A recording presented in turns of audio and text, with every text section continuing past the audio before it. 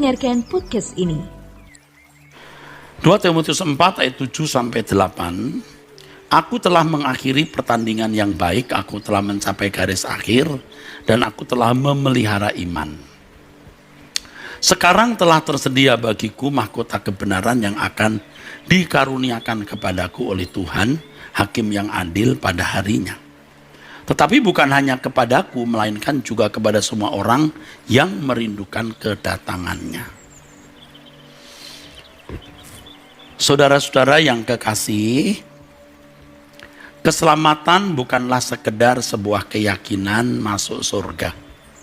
Ingat ya, keselamatan bukanlah sekedar sebuah keyakinan masuk surga.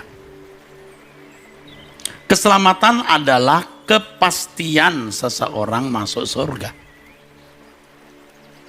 Apa bedanya keyakinan dan kepastian?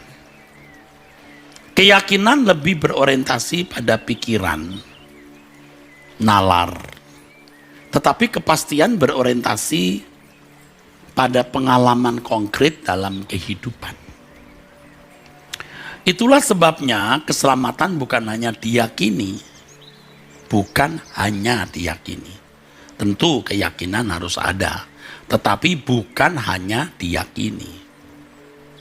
Atau sekedar diuraikan menjadi pengetahuan yang dalam kasanah teologi dikenal sebagai soteriologi. Soter itu keselamatan, logi ilmu atau studi. Studi atau ilmu tentang keselamatan. Jadi tidak cukup hanya diyakini dan sekadar diurai, dibahas dalam kasanah ilmu teologi Kristen yang disebut sebagai soteriologi. Keselamatan haruslah merupakan pengalaman hidup yang real dari hari ke hari, yang dijalani orang percaya dengan tekun. Sebab tidak mudah, harus dengan tekun. Orang Kristen mula-mula, mereka belum memiliki Alkitab seperti kita, saudara. Dan belum ada teolog-teolog hebat yang lulus dari sekolah tinggi teologi. Tanpa soteriologi. Mereka menjadi orang-orang percaya yang sukses. Dan ukuran suksesnya adalah mereka disebut Kristen karena serupa dengan Kristus. Bukan karena beragama Kristen, tetapi karena serupa dengan Kristus. Jadi suksesnya kekristenan adalah ketika seseorang serupa dengan Kristus dan masyarakat mengakui itu. Jadi bukan sekedar beragama Kristen, memakai kalung salib atau nama yang menunjuk sebagai orang Kristen, nama yang bercirikan Kristen, tetapi perilaku seperti Kristus. Saudara mau bicara apa? Mau bantah apa ini? Gereja mula-mula yang belum memiliki gedung-gedung seperti kita, belum memiliki anggaran dasar, tidak ada backup dana, nggak ada fundraising, pemimpinnya juga ditangkapi dan dibunuh, tidak ada Alkitab, belum ada, jadi hanya parsial potongan-potongan surat-surat yang ada. Tapi mereka sukses. Sukses menjadi orang Kristen, dan ukurannya adalah mereka disebut Kristen karena serupa dengan Kristus. Ini diingat ya, ini dicatat, ini penting sekali, saudara. Orang yang dapat berbicara mengenai keselamatan itu belum tentu loh mengalami dan memiliki keselamatan. Nah, dalam hal ini kita bisa mengerti dan jangan bingung lagi. Mengapa banyak orang yang bisa berkhotbah dan ceramah mengenai keselamatan atau menulis buku mengenai keselamatan tetapi hidupnya tidak menunjukkan keagungan sebagai anak Allah. Kalau jujur, ia tidak serupa dengan Kristus. Tidak ada. Tidak memancarkan keagungan anak Allah serupa Kristus. Biasanya memancarkan keagungan akademis. Itu nampak dari jas, baju, atau pakaian atribut seorang rohaniwan Kristen. Sejatinya mereka belum menjadi Kristen. Kalau jujur lebih tegas, belum selamat. Karena tidak makin serupa dengan Kristus. Tentu orang dikatai begini marah, tapi saya tidak mengatai per individu. Ya, saya hanya mengatakan Kristen sejati itu pasti serupa dengan Kristus. Saudaraku, pengalaman keselamatan itu harus dirasakan oleh diri sendiri. Dari waktu ke waktu, dari hari ke hari. Dan dapat dilihat oleh orang di sekitarnya, serta dirasakan orang di sekitarnya. Keselamatan itu bukan seperti teka-teki yang diselubungi pertanyaan, misteri, dan tidak jelas. Keselamatan itu sesuatu yang dapat diketahui, dirasakan dengan sangat jelas. Yaitu kalau orang itu benar-benar mengalami dan memiliki keselamatan karena mengerjakan keselamatan itu. Orang itu sendiri merasakan dan orang lain juga merasakan.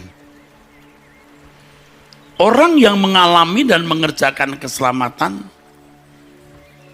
sehingga memiliki keselamatan itu dapat menghayati bahwa keselamatan itu proses. Sebuah proses, ada dinamikanya, dinamika pertumbuhan, dinamika progresivitas, dinamika perubahan. Dari seorang yang berkodrat dosa menjadi manusia yang berkodrat ilahi sesuai dengan rancangan Allah semula.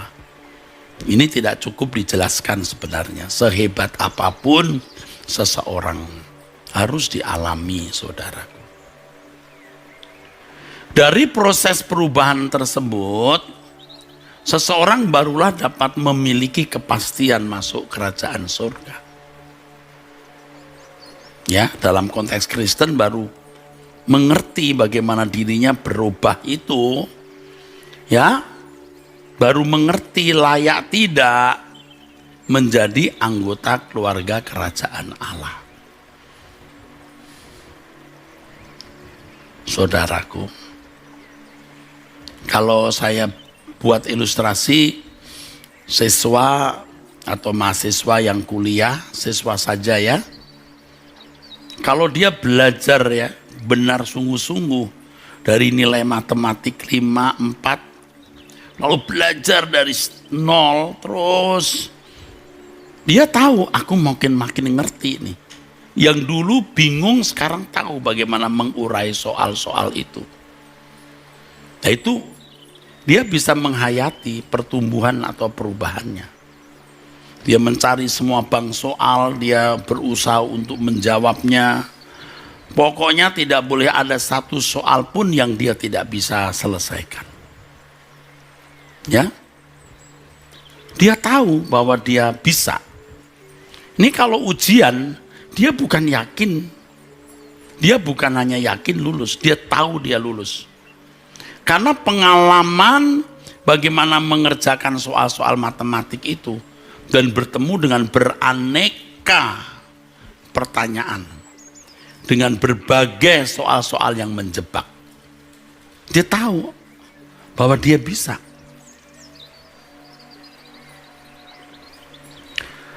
Keselamatan yang hanya diyakini, itu keselamatan yang tidak dikerjakan. Ya biasanya hanya dibicarakan, didefinisikan menjadi kalimat, didiskusikan atau menjadi buku atau menjadi jurnal ilmiah.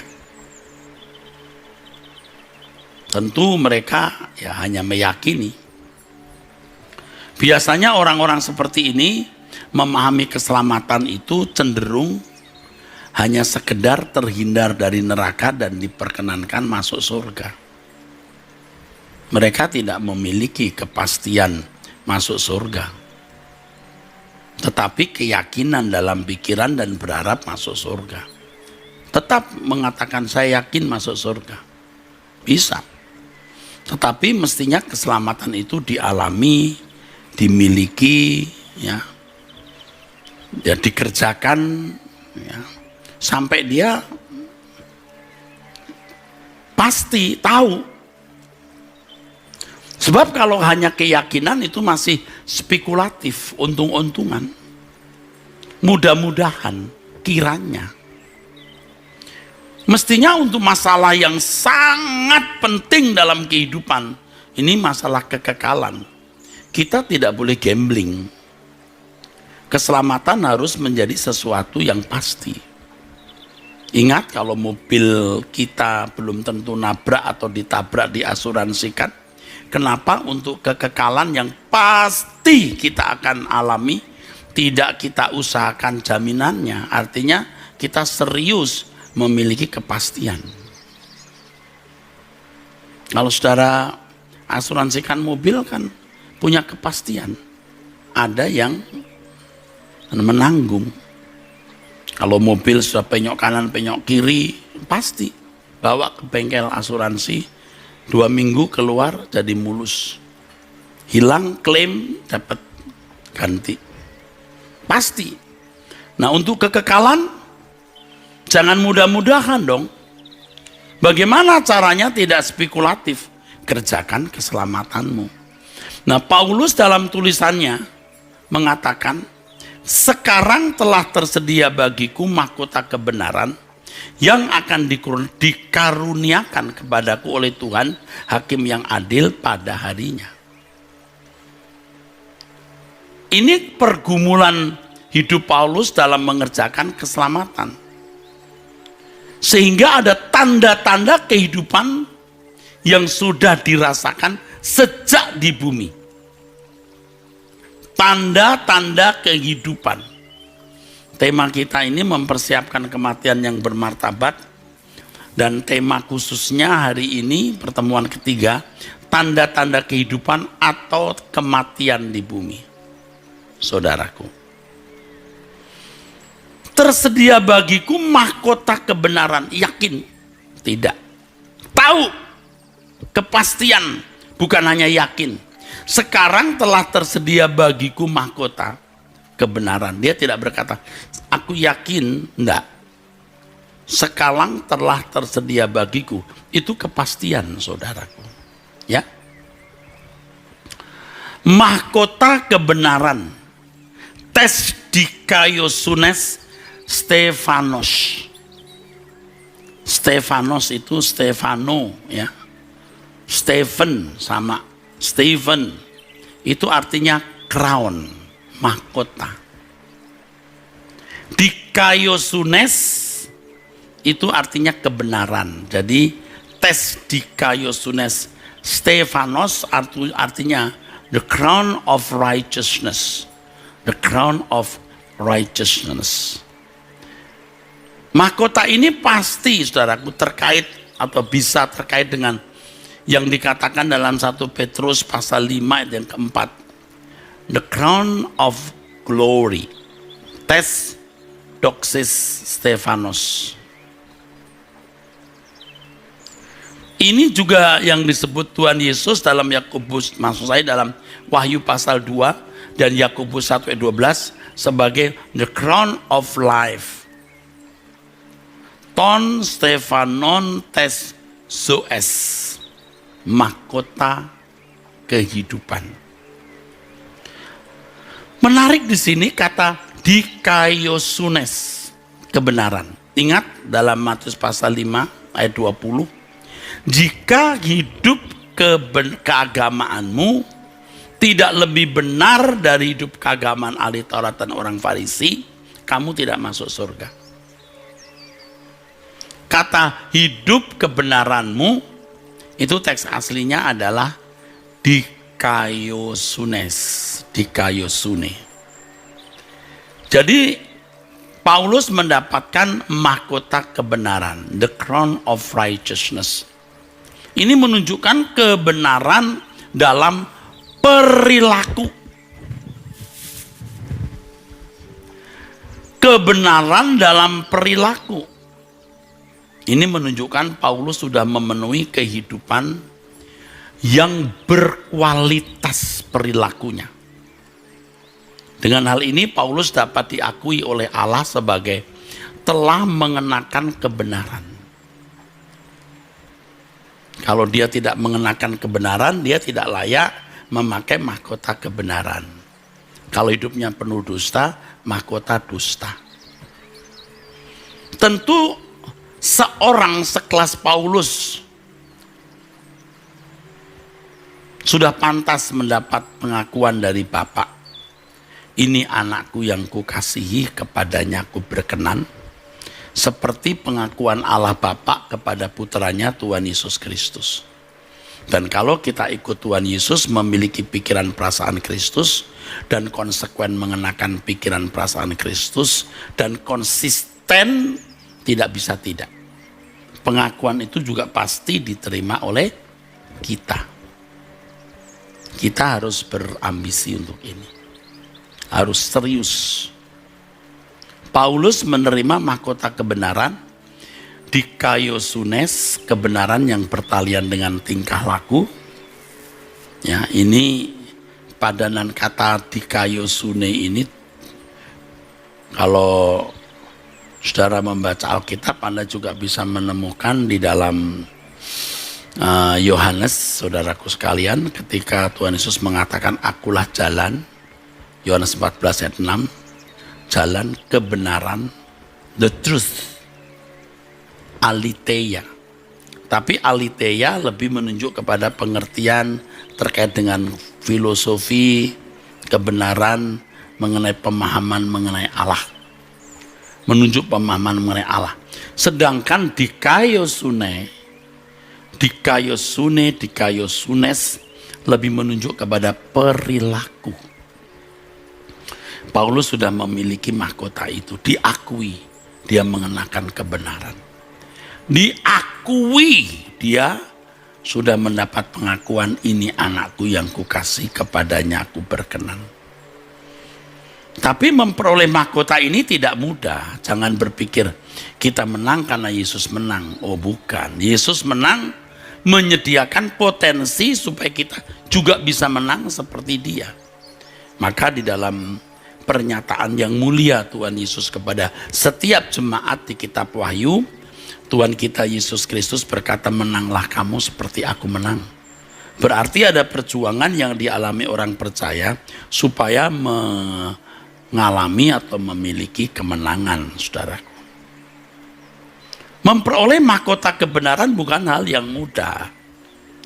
Sebab orang percaya, maksud saya sebab itu orang percaya harus masuk sebuah pertandingan.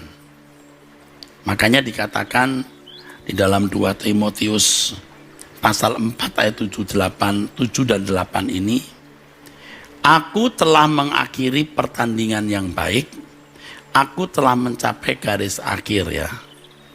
Aku telah mengakhiri pertandingan yang baik. Nah, saudaraku sekalian, Paulus menunjukkan bahwa untuk mendapatkan mahkota itu harus ada perjuangan. Dalam bahasa aslinya itu ton agona ton kalon. Ton agona ton kalon. Salah satu terjemahan bahasa Inggris ada yang menerjemahkan I have fought the good fight. Kata agona ternyata ada di Lukas 13 ayat 34. Maaf, ayat Lukas 13 ayat 24 maksud saya. Ketika orang bertanya, Tuhan, sedikit sajakah orang yang diselamatkan? Tuhan berkata, berjuanglah, agonisiste, agona. Berjuanglah masuk pintu sesak. Wah, ini saya cukup kaget nih. Saya percaya Lukas tidak rundingan dulu dengan Paulus dalam menulis surat untuk Timotius. Kata agona, ya, pertandingan ini, peperangan ini, perjuangan ini juga digunakan dalam Ibrani 12 ayat 1. Ini menakjubkan. Ketika ditulis, karena kita mempunyai banyak saksi bagaikan awan yang mengelilingi kita, marilah kita menanggalkan semua beban dan dosa yang begitu merintangi kita dan berlomba dengan tekun dalam agona yang diwajibkan bagi kita. Wah, menakjubkan ini. Agona lagi. Jadi untuk memperoleh mahkota, kebenaran, agona. Untuk bisa diakui bahwa dia telah melakukan kebenaran, sama dengan melakukan kehendak Bapa, sama itu. Mendapat pengakuan bahwa dia anak yang berkenan, harus berjuang. Harus berjuang. Kalau di Ibrani pasal 12 ayat 1 dan 2, ada agona. Ya. Perlombaan yang diwajibkan. Paulus berkata, aku sudah mengakhiri pertandingan yang baik. Ada banyak pertandingan dalam hidup ini, tetapi tidak semua itu pertandingan yang baik. Dan tentu tidak wajib, bahkan mestinya tidak boleh dibuat wajib.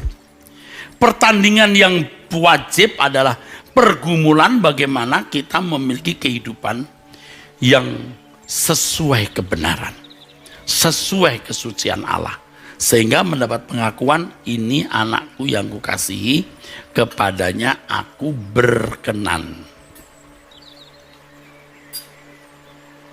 Nah, kalau di Ibrani pasal 12 ayat 1 sampai 2, perlombaan yang diwajibkan itu adalah memiliki iman yang sempurna, ketaatan seperti Tuhan Yesus kepada Allah Bapaknya. Benar, baca sendiri. Dengan mata yang tertuju kepada Yesus yang membawa iman kita kepada kesempurnaan. Dan iman yang sempurna adalah ketaatan seperti ketaatan yang dimiliki oleh Yesus. Dan terkait dengan ini, saudaraku sekalian, Paulus dalam 1 Timotius 6 ayat 12 berkata, bertandinglah dalam pertandingan iman yang benar dan rebutlah hidup yang kekal. Loh, kita yang harus merebut, bukan pasif mendapat hidup yang kekal. Makanya kalau membaca Alkitab, melihat konteks. Yang percaya kepadanya tidak binasa, melainkan beroleh hidup yang kekal. Itu maksudnya apa? Jangan saudara berpikir percaya Yesus sebagai Tuhan dan Juru Selamat lalu dapat hidup kekal. Loh, bisa bertentangan dengan tulisan Paulus, bertandinglah supaya dapat merebut hidup yang kekal. Bertanding di sini, pertandingan di sini agona juga. Ya.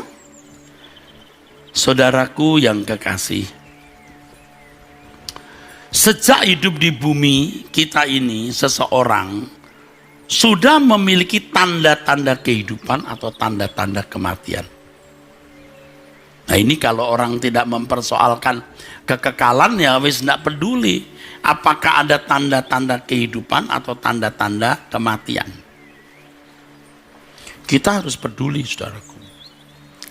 Penjelasan saya mengenai, maksud saya penjelasan ke saya yang pertama, temanya mempersiapkan kematian yang bermartabat ini, saya menjelaskan manusia makhluk kekal.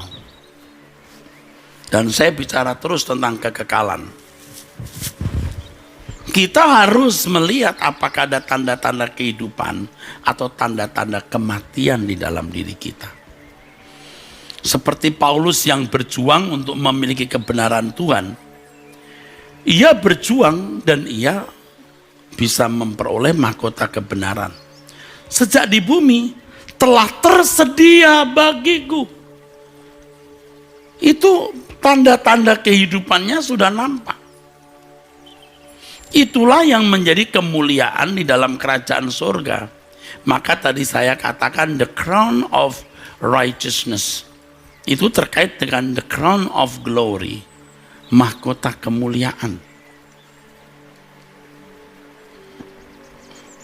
Inilah yang dikatakan Tuhan Yesus dan surat Yakobus sebagai mahkota kehidupan.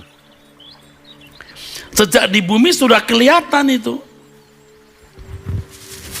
Kebenaran yang dikenakan dan kemuliaan anak Allah dan hidup sebagai anak-anak Allah yang nanti layak menerima mahkota kehidupan.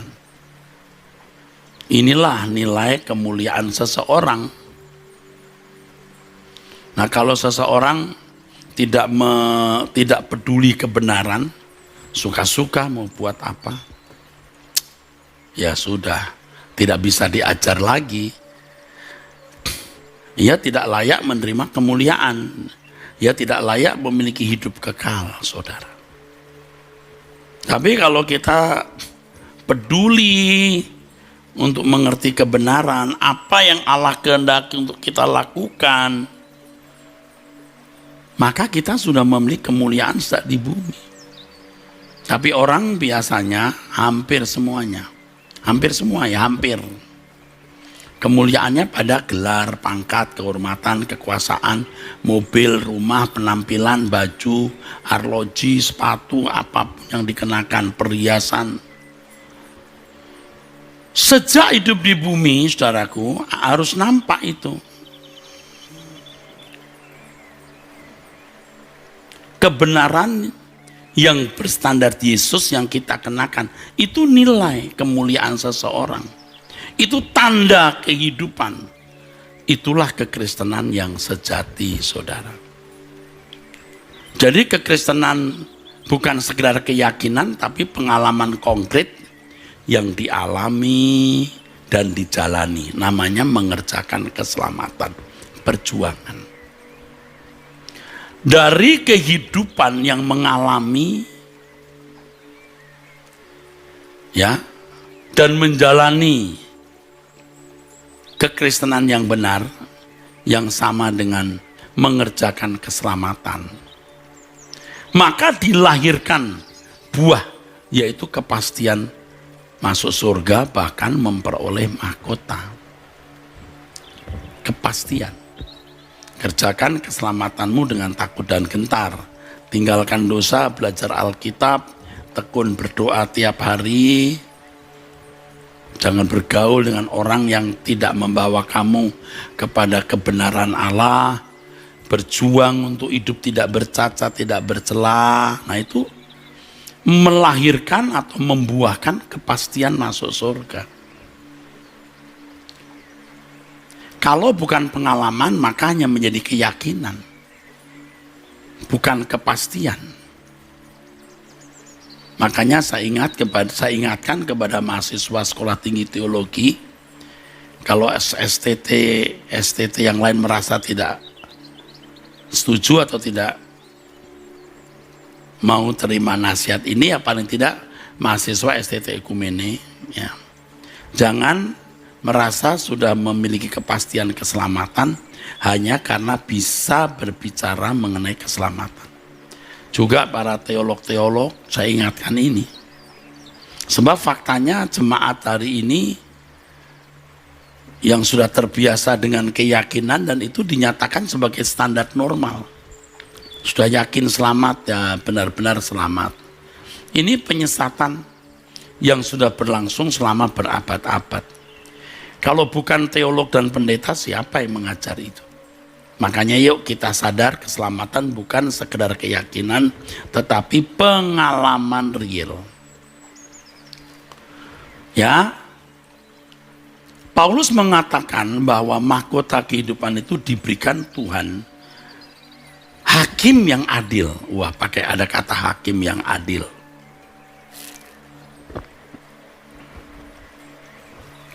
Cukup Tuhan saja gitu mestinya ya. Oh enggak cukup. Ditambahkan hakim yang adil. Ini dalam bahasa aslinya hodikaios, ya, krites. Rupanya kata kritis ini dari bahasa Yunani ya. Krites. Jadi kritis. Hakim itu harus kritis, teliti. Kata dikaios, adil, menunjukkan bahwa ada perhitungan yang dilakukan berdasarkan tatanan pribadi Allah yang adil.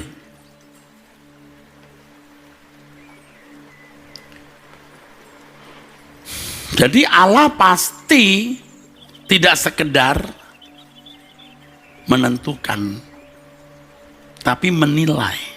Karena ada keadilan dalam diri Allah, dan itu tatanan dalam pribadi Allah.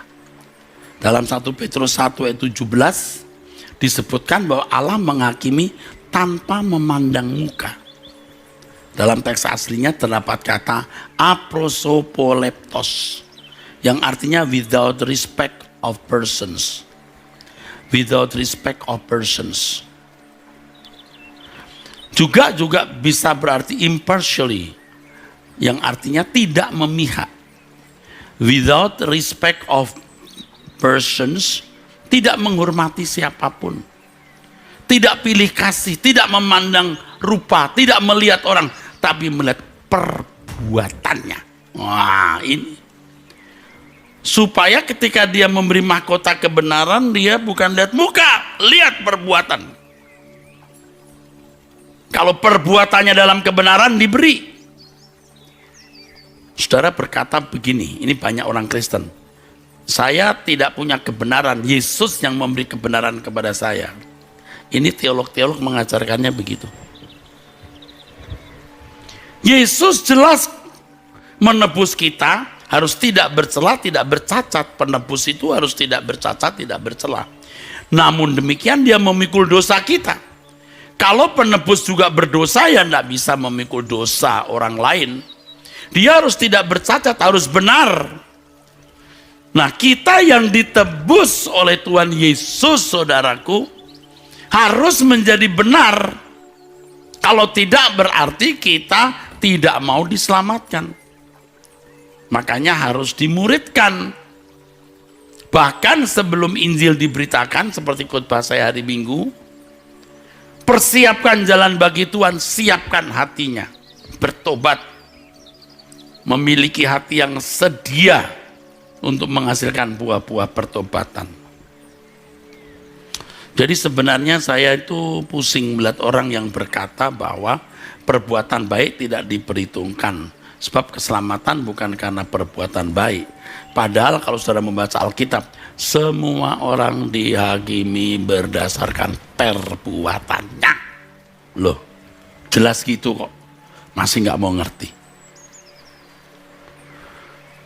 Paham nggak saudara? Perbuatannya. Jadi Paulus mendapat mahkota kebenaran itu lewat sebuah proses. Ketika Paulus mendapatkan kebenaran, mahkota kebenaran, proses dihakimi. Nah saudara, dulu saya juga berpikir begini, ketika di pengadilan Tuhan lihat orang-orang yang diadili, lalu oh ini yang di gereja ini, oke boleh Kristen ya, oke surga. Itu Kristen ya? Oh ya, gereja. Surga. Udah ke gereja kan? Kristen kan? Ini bukan orang Kristen, neraka. Tidak berdasarkan agama loh. Bahkan tidak berdasarkan iman loh. Berdasarkan perbuatan. Lalu iman artinya apa, Pak? Iman itu tindakan. Jadi kalau Anda Kristen, you must be perfect. Kamu harus sempurna seperti Yesus. Tentu diukur dengan ukuran yang berbeda dengan mereka yang bukan umat pilihan. Tidak semua menjadi umat pilihan, saudara. Ya itu harus kita mengerti, kita terima. Itu prerogatif Allah. Kalau orang tidak menjadi Kristen ya sudah. Kita memberitakan Injil dan masing-masing orang urusan dengan Tuhan. Tapi kita yang menjadi orang Kristen, ini umat pilihan, must be perfect. Kebenaranmu harus melebihi ahli Taurat dan orang Farisi. I am the truth. Kita belajar kebenaran, kita melakukan kebenaran supaya buat mahkota kebenaran. Ketika Paulus mengatakan bahwa ia telah mengakhiri pertandingan yang baik, telah mencapai garis akhir, ditambahkan ayat-ayat sebelumnya bahwa darahnya sudah siap ditumpahkan bagi korban. Menunjukkan Paulus waktu itu sudah punya firasat atau keyakinan bahwa itulah hari terakhirnya, hari-hari terakhirnya. Memang pada waktu itu Paulus sudah ada dalam penjara, ya, sudah dalam penjara, saudaraku sekalian. Dan surat Timotius ini ditulis sekitar tahun 50 sampai 60 Masehi. Ini gencar-gencarnya penganiayaan terhadap orang Kristen khususnya di Roma. Dan tahun-tahun itulah Paulus meninggal dengan dipancung di kota Roma. Hal ini menggenapi apa yang diucapkan Paulus di Miletus ketika ia berpamitan kepada para penatua dari Efesus, ya. Para penatua dari Efesus suruh ke Miletus, lalu Paulus pamitan. Di antara kalimat-kalimatnya Paulus berkata begini, tetapi sekarang sebagai tawanan roh, aku pergi ke Yerusalem dan aku tidak tahu apa yang akan terjadi atas diriku di situ. Selain daripada yang dinyatakan Roh Kudus dari kota ke kota kepadaku, bahwa penjara dan sengsara menunggu aku. Tetapi aku tidak menghiraukan nyawaku sedikit pun, asal saja aku dapat mencapai garis akhir dan menyelesaikan pelayanan yang ditugaskan oleh Tuhan Yesus kepadaku untuk memberi kesaksian tentang Injil kasih karunia Allah. Dari Yerusalem, sudah melihat bagaimana Paulus terus melalui perjalanan panjang sampai kota Roma dan mati di sana. Dari pernyataan ini menunjukkan bahwa pertandingan yang diselesaikan oleh Paulus dengan baik itu adalah pelayanan kepada Tuhan. Kebenaran yang dia miliki, dia hidup dalam kebenaran atau melakukan kehendak Bapa, dan hidupnya yang dipersembahkan sampai darahnya dicurahkan, ia mencapai garis akhir. Ini contoh. Maksud saya, Paulus mencontoh guru dan Tuhannya yang menyelesaikan pekerjaan Bapa. Yohanes 4 ayat 34, Tuhan Yesus berkata, makananku ialah melakukan kehendak Bapa dan menyelesaikan pekerjaannya. Paulus mencontoh guru dan Tuhannya. Akhirnya Paulus juga bisa berkata seperti Yesus, guru dan Tuhannya, sudah selesai, tetelestai. Aku sudah mengakhiri, sudah tetelestai. Hanya orang yang di akhir hidupnya bisa mengatakan tetelestai, ini orang yang kematiannya bermartabat. Orang-orang seperti ini akan memperoleh mahkota kemuliaan atau mahkota kehidupan. Jadi Bapak Ibu saudara sekalian, jangan naif ya. Jangan sembarang menaruh kalimat sudah pulang dengan damai ke rumah Bapak. Ditambah lagi nih, telah menyelesaikan pertandingan yang baik. Loh, kapan sih? Jadi betapa naifnya kalau seseorang belum atau tidak melakukan pertandingan seperti yang dilakukan Paulus, lalu ketika meninggal dunia, berita kematiannya disertai dengan kalimat itu. Telah menyelesaikan pertandingan dengan baik, padahal dia tidak buat apa-apa. Mahkota kebenaran hanya untuk orang yang melakukan kebenaran.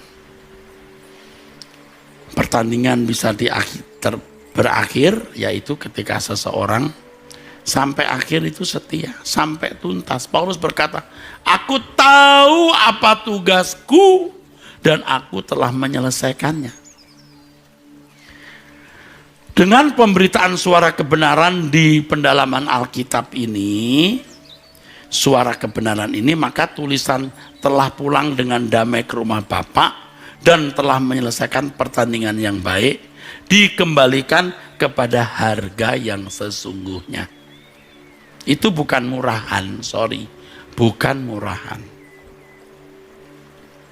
Dulu zaman saya kecil, lulus TK, selesai TK ya udah lulus, selesai TK masuk SD gitu. Sekarang selesai TK di wisuda, pakai pakaian wisuda. Kok bisa ya? Apa pantas sih di wisuda? Dulu anak saya waktu sekolah TK atau playgroup, hari pertama saya tanya, nak, belajar apa tadi? Dia jawab begini, belajar makan. Rupanya makanan yang dibawa, ditaruh, ayo belajar makan yang baik gitu. Maka dijawabnya, belajar makan. Oh apa sih? Lalu setelah selesai di playgroup atau TK, di wisuda. Apa pantas di wisuda? Kadang-kadang saya juga melihat itu sekolah-sekolah yang hanya setahun gitu. Waktu selesai, lalu inaugurasinya ya, pakai acara kayak seperti wisuda gitu. Biar lebih keren gitu. Ya enggak apa-apa sih. Tapi tolong ya, kalimat pulang dengan damai ke rumah Bapak harus jelas ya. Betul nggak dia pulang ke rumah Bapak? Betul nggak dia pulang dengan damai? Dia hidup dalam kebenaran atau tidak? Kalau tidak kan tidak melakukan kehendak Bapak. Diusir nanti di sana. Tuhan Yesus berkata, aku tidak kenal kamu. Ayo dikembalikan ke harga yang sesungguhnya ya. Jangan kalimat ini menjadi murahan, dengan mudahnya dikenakan kepada sembarang orang. Kalimat ini hanya pantas diberikan kepada orang-orang yang sungguh-sungguh telah memiliki pertandingan yang baik seperti Paulus. Kematian Paulus ini kematian yang bermartabat. Sebab Paulus telah mengisi hari-harinya dengan perjuangan hidup, yaitu hidup dalam kebenaran dan menyelesaikan pekerjaan Bapa. Tidak heran dia memiliki kepastian akan menerima mahkota kebenaran. Ya. Dulu saya sebagai pendeta, masih banyak pelin-pelannya, munafiknya. Kalau pimpin acara kematian itu tidak enak kalau tidak mengatakan almarhum atau almarhumah sudah diterima di sisi Tuhan, saudaraku. Dia sudah senang sekarang bersama Tuhan. Kalau nggak ngomong gitu nggak enak sama keluarganya. Tapi tahun demi tahun makin tua, waduh, saya kadang-kadang harus tanya, dia sudah ke gereja belum? Bagaimana hidup rohaninya? Kalau tidak jelas, udah saya khotbah kemana-mana, muter-muter dulu. Oh, nasibnya saya nggak tahu.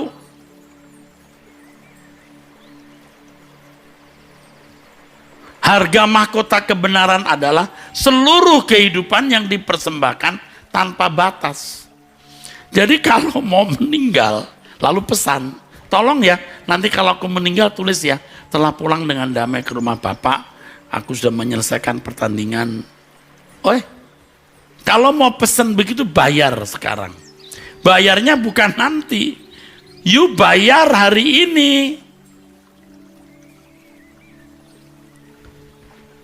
Hanya orang yang